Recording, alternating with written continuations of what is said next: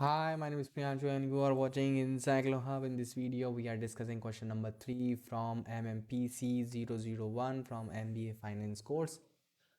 So this question basically it depends on the leadership.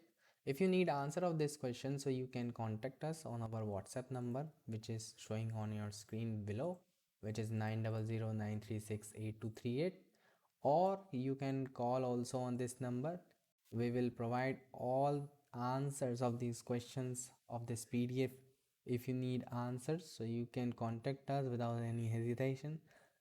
So question number 3 is discuss the modern theories of leadership. What is the difference between the successful and effective leader?